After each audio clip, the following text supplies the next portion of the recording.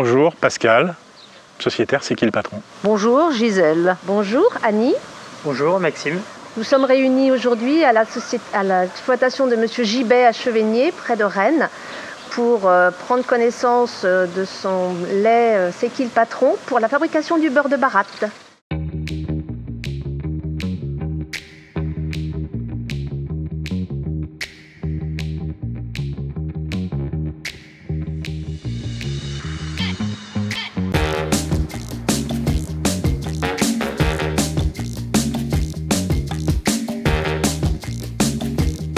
Donc le siège d'exploitation se situe ici et tout ce parcellaire là représente environ 5 hectares et demi. Une autre partie là qui en représente au moins autant, où là les vaches elles sortent, je dirais 9 mois de l'année. Sachant que ça débute environ début mi-février. Elles commencent à sortir quelques heures au début en fonction de la météo. Elles viennent dans le bâtiment et au fur et à mesure de la pousse de l'herbe, l'herbe prend une part plus importante dans la ration. Et donc là, les vaches peuvent, comme actuellement, au mois d'avril, passer, je dirais, une vingtaine d'heures dehors à l'herbe. Le reste du temps, c'est la traite et juste l'alimentation à base de maïs avec justement l'aliment à base de lin.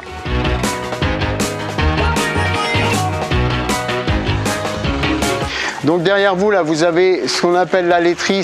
C'est là que le lait est stocké. Le laitier ici passe tous les 2 jours le matin récolter le lait de 4 traites. Donc voilà. Ici, vous avez la salle de traite qui n'est pas toute jeune, mais bon, j'essaye d'entretenir. Donc je traite 2 fois 4 vaches, donc 8 vaches. Il me faut environ 1 heure pour traire mes 30-35 vaches. Donc le lait passe par les canalisations, directement arrive dans le tank et refroidit à 4 degrés en l'espace d'une demi-heure à peu près.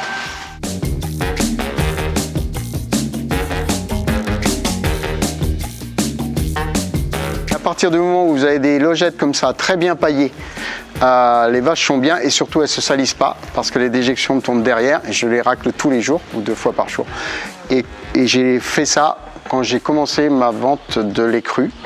Parce que là, on n'a vraiment absolument pas le droit à l'erreur. Au niveau hygiène, il faut que le lait soit parfaitement propre. Et donc, du coup, on a des vaches quand même beaucoup plus propres en système logette. Devant là-bas, vous avez ce qu'on appelle le couloir d'exercice. Les tubulures que vous voyez, c'est les cornes à 10 et les vaches, elles vont manger là-bas le maïs l'hiver et actuellement le matin et le soir.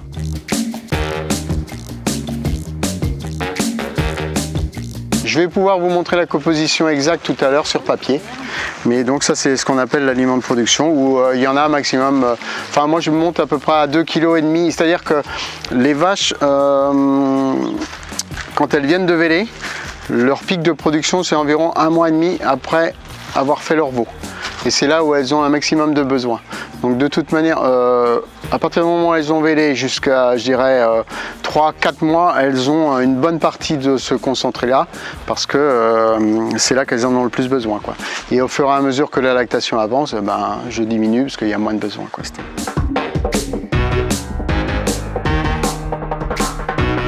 C'est ce que je vous ai dit, elles sont un peu curieuses.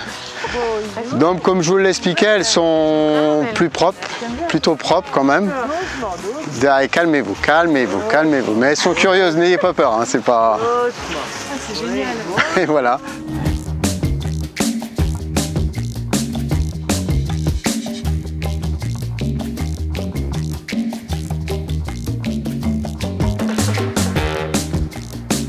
Donc c'est du régras anglais et du trèfle. Donc vous voyez le trèfle il est très visible et c'est ce qui fait que ça c'est une herbe très très riche quoi.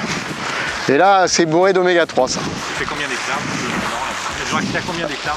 Elles ont accès à... en full grass là elles ont accès à 12 hectares mais 2 fois à peu près 6 hectares.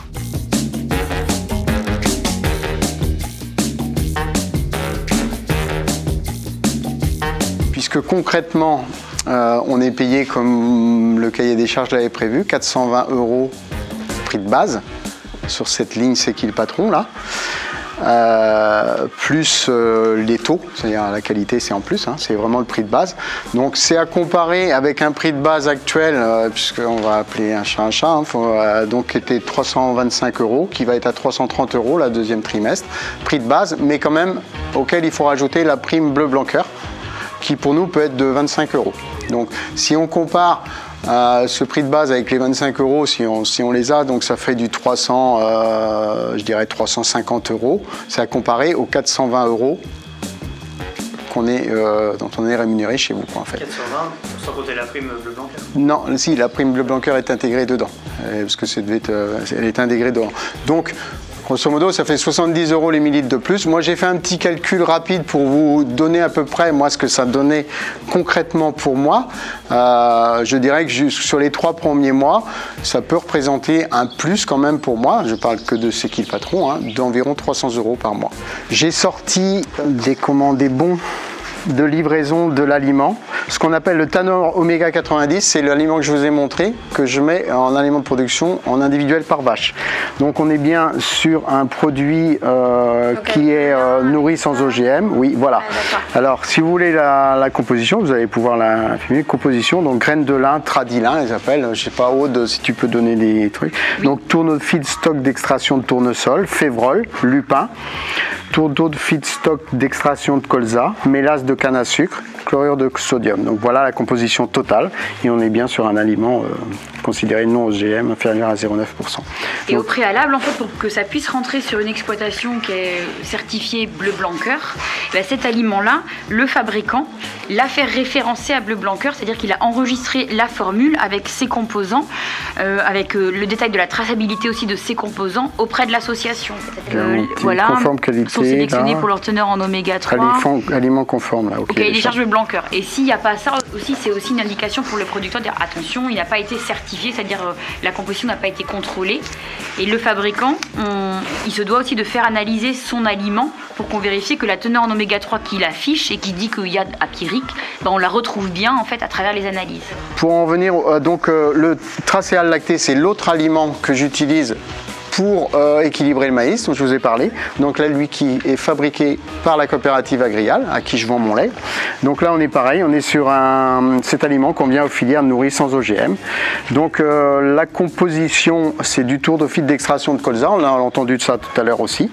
Son de blé, tourneau de filtre d'extraction de moutarde, drèche et soluble de distillerie de maïs, donc vous voyez un petit peu de tout. Tourneau de filtre d'extraction de tournesol décortiqué et mélasse de canne à sucre.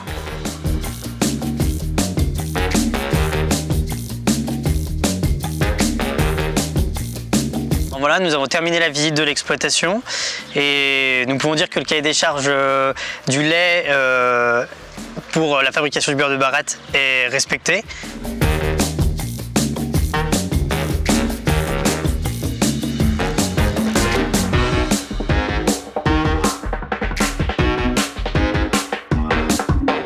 Nous allons visiter l'usine Coralis qui fabrique le beurre de Baratte pour C'est qui le patron avec le lait C'est qui le patron.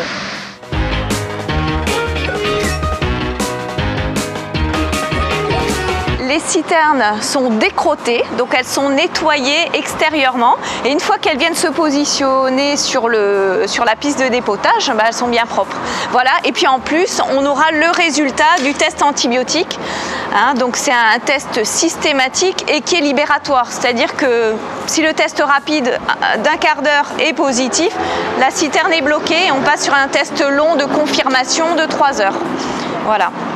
Et si c'est confirmé, la citerne ne rentre pas dans l'usine, ça c'est clair. Et ensuite, on va stocker le lait cru dans les citernes que vous avez juste derrière, c'est de l'inox. Et c'est des citernes de 100 000 litres, c'est-à-dire qu'on a besoin de la place. Donc derrière, ça va partir en standardisation, en matière grasse et puis en pasteurisation. Et puis on va préparer cette matière pour les ateliers. Donc c'est en fait 3 citernes comme ça que je remplis moi dans une année. Voilà.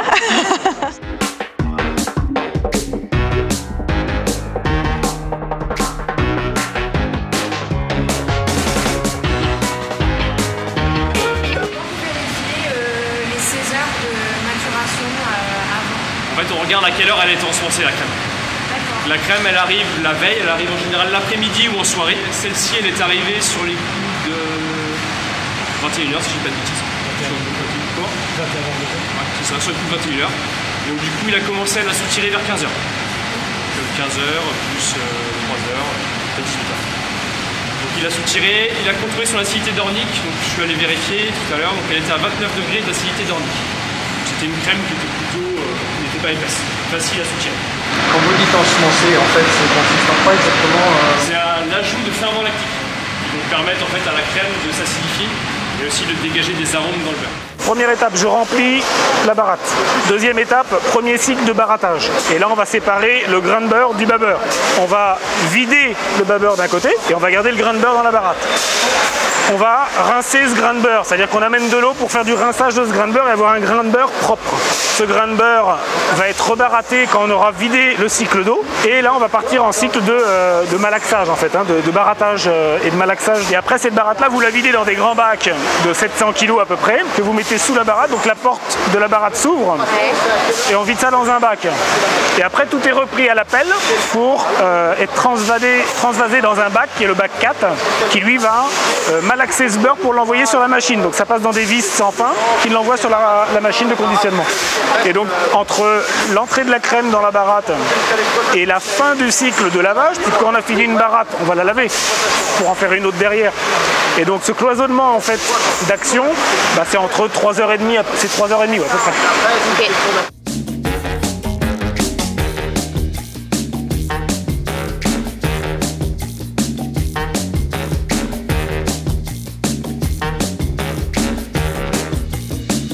Alors pourquoi on a fait un beurre moulé plutôt qu'un beurre plaquette? Alors historiquement en fait, la laiterie Coralis a déjà été amenée à faire du beurre BBC, alors non pas du BBC sans OGM mais du BBC simplement, sur de la plaquette et ça n'avait pas donné des résultats probants. Pourquoi? Parce que la matière grasse est trop tendre et en fait sur les machines de conditionnement en plaquette et non pas en moulé, on a beaucoup plus de difficultés à avoir une forme régulière, homogène de la plaquette et un pliage des oreilles qui soit satisfaisant.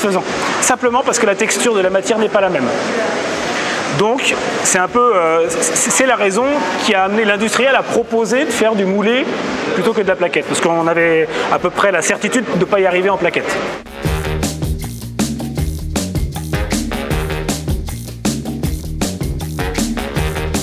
Donc là, vous avez la liste des producteurs bleu blanc cœur, des producteurs bretons et normands. Et quand on gère notre traçabilité, eh bien évidemment, on retrouve les producteurs bleu blanc cœur sans OGM qui sont affectés à des tournées.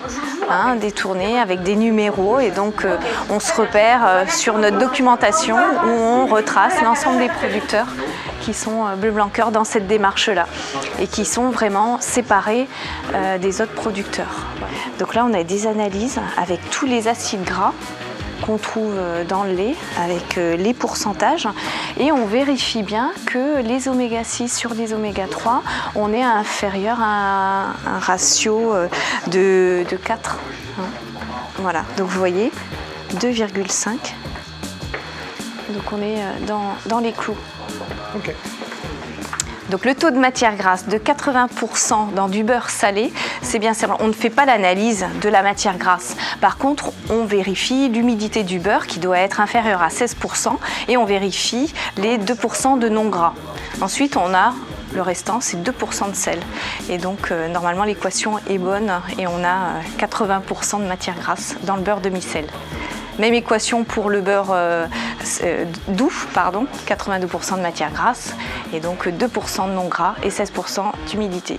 Mon objectif est de vous parler en quelques secondes du fonds pour une agriculture à vocation santé et environnementale. Ce fonds, c'est quoi?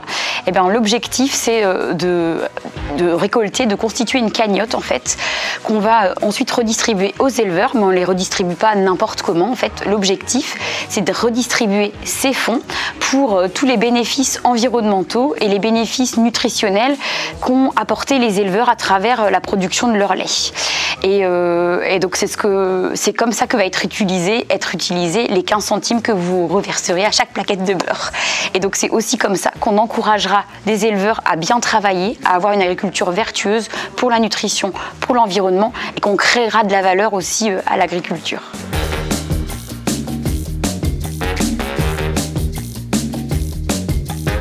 Donc nous venons de visiter le laboratoire et l'usine Coralis qui fabrique le beurre de Baratte de Sekill Patron. Et là nous pouvons dire tous ensemble que ce beurre répond vraiment au cahier des charges de Sekill Patron que nous avons décidé. Et donc c'est un beurre excellent qu'il faut acheter et qu'il faut manger.